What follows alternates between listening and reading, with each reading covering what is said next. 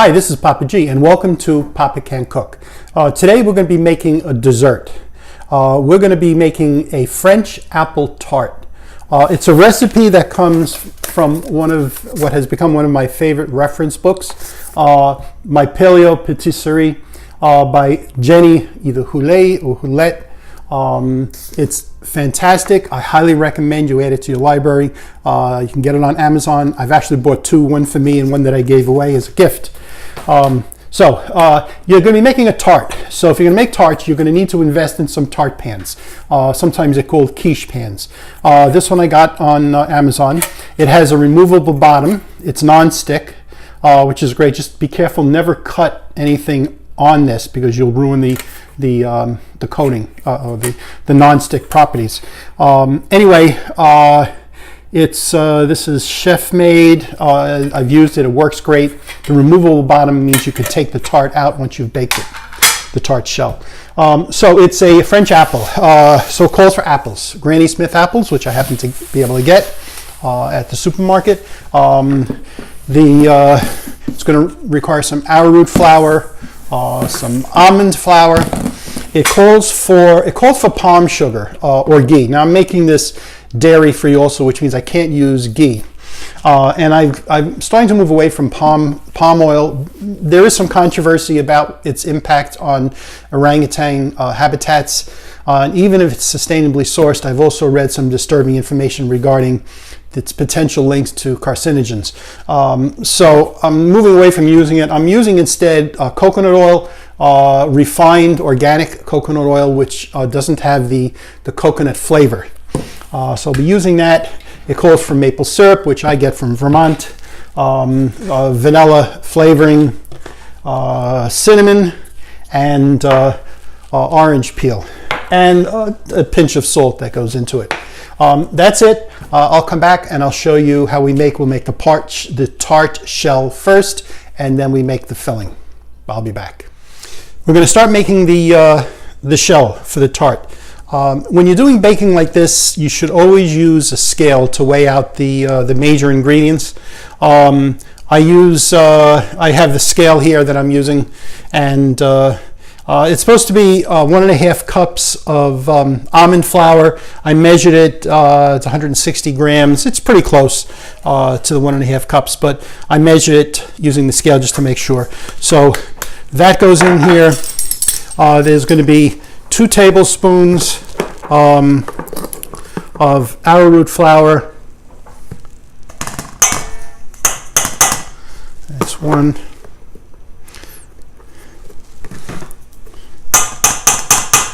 Two, and a pinch of salt. And then I'm going to take my whisk. I'll whisk these flours together, mix them up.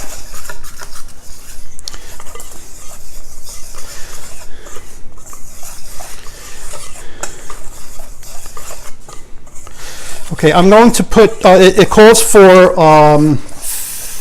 3 tablespoons of the shortening, and I'm using coconut oil, refined coconut oil, which doesn't have the coconut flavor. And what I had to do, I had to soften it because coconut oil at room temperature is hard.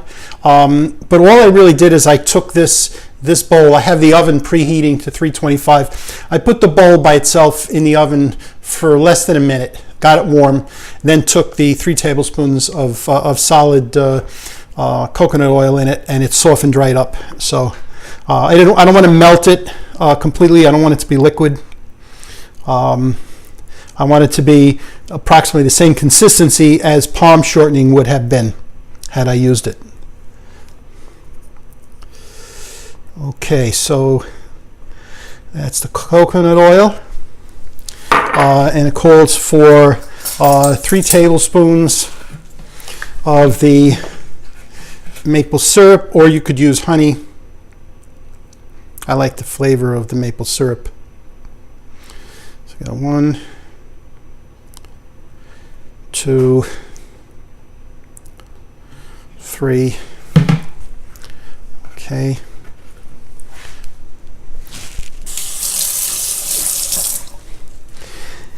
And it calls for 2 teaspoons of vanilla extract.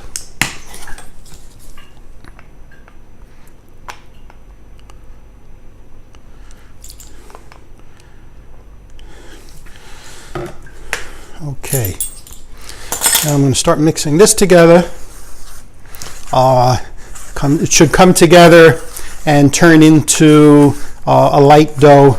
I'll probably have to switch over to a spoon at a certain point because the whisk isn't going to do the job. And when I'm ready to put it in the tart pan, I'll be back. I forgot to mention that after you make the dough for the tart shell and it forms a ball, you need to take that ball, wrap it in plastic, and put it in the refrigerator for 15 to 30 minutes. So while that's chilling, I'm going to start making the filling that goes inside the tart.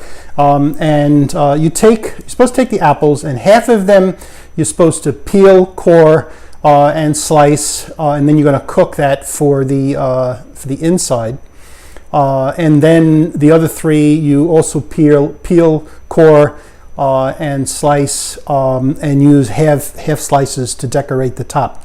Now, if you do that by hand, it's labor intensive, but I have the neatest gadget in my kitchen. I love this thing.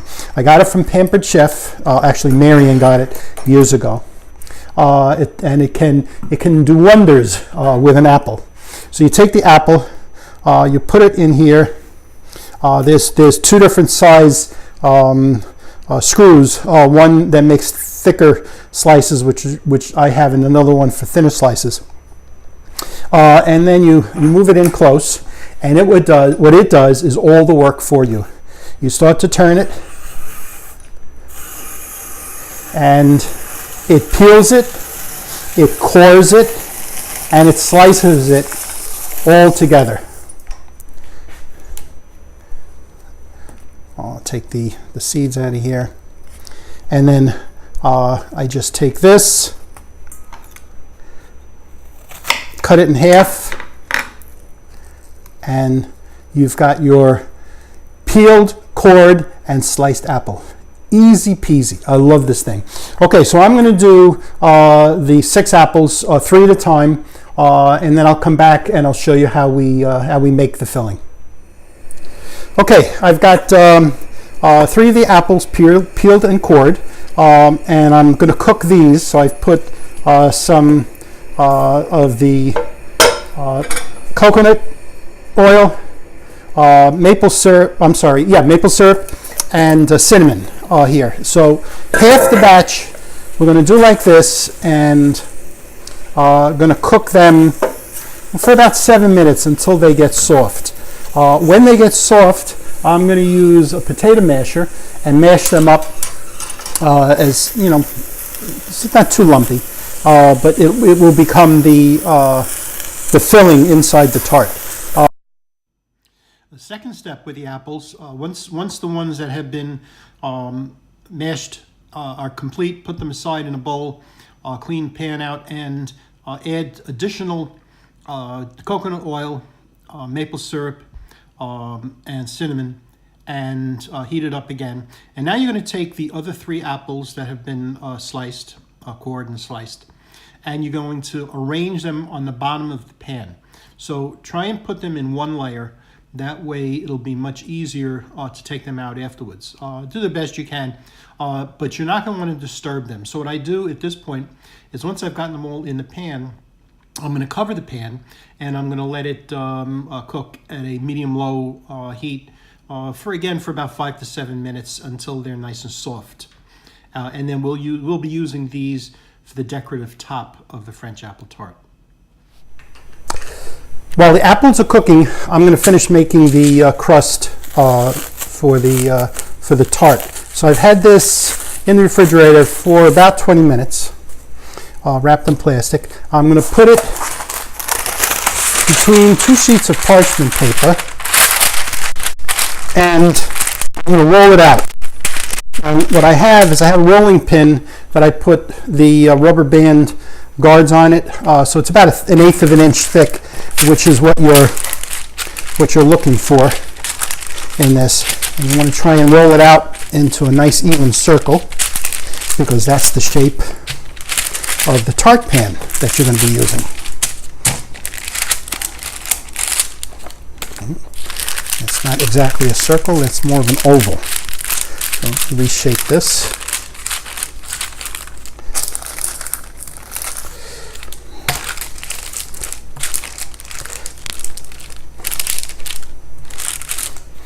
Sometimes these rubber bands just get in the way. In fact, I'm taking them off. I'd rather do this by hand. I guess if you have a longer rolling pin, it might be easier to do this. But you want to be able to make a circle that's about, you want to make it about 1/8 of an inch thick. Try and keep it as uniform as possible. And it's got to be able to cover the pan, the tart pan, and come up the sides.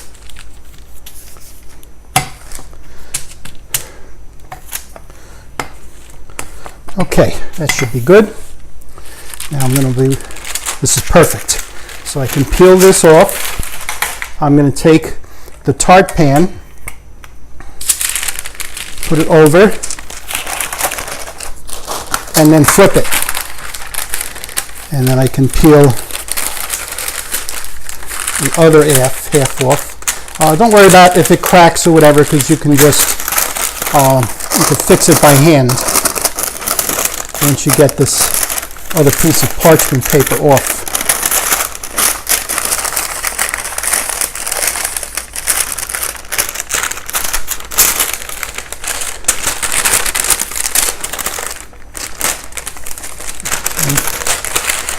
All right, so what I'm going to do now is just take whatever has fallen off the edges and just with my fingers press them to the side, make sure it's nice and even.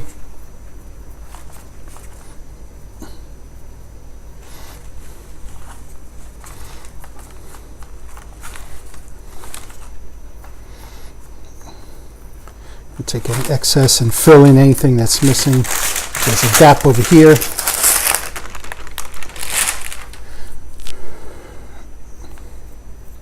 Remember, this is going to be filled with an apple filling, so it doesn't have to be perfect. You just don't want any gaps in it. And you want the tart to come up the sides nicely.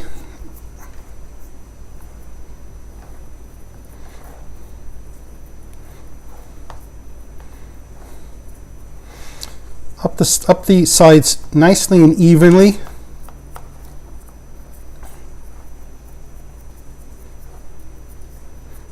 Make sure there's no bare spots, like there is over here. I'm just going to push it over. Okay, once that's done,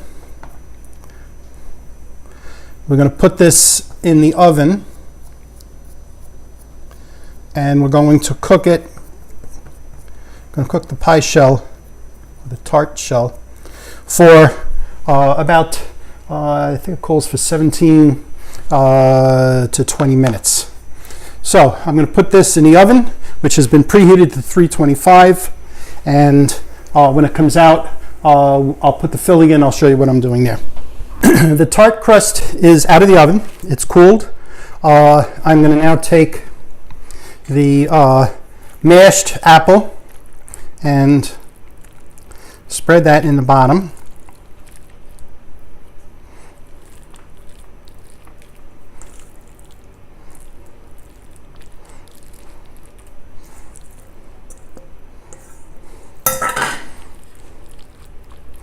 I put it in a cookie sheet, rimmed cookie sheet, just to make it easier to handle taking it in and out of the oven.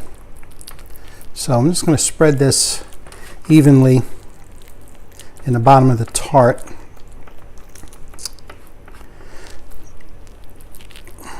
Okay. All right, now I'm going to start arranging the slices, which I let cool in the pan without disturbing them. So I'm going to start arranging them in concentric circles around the top of the tart. I'll leave just a little bit of an edge there. And I'll go all the way around. I'll continue with circles until I've used up most, if not all of the apples. I'll finish doing this and then I'll show you what the finished thing looks like. But one of the things that you'd want to do to keep the outer edges from burning is use some kind of a pie shield. I happen to have a silicone pie shield that I had gotten on Amazon. You put this on, you click it together, and then you can put it in the oven just like this. Or you could take aluminum foil, make a strip around the outside, or parchment paper that you can take a square, cut a circle, lay it over the top. A couple of different ways you can do it. I'll show you what it looks like just before it goes into the oven, and then I'll show you what it looks like when it comes out of the oven.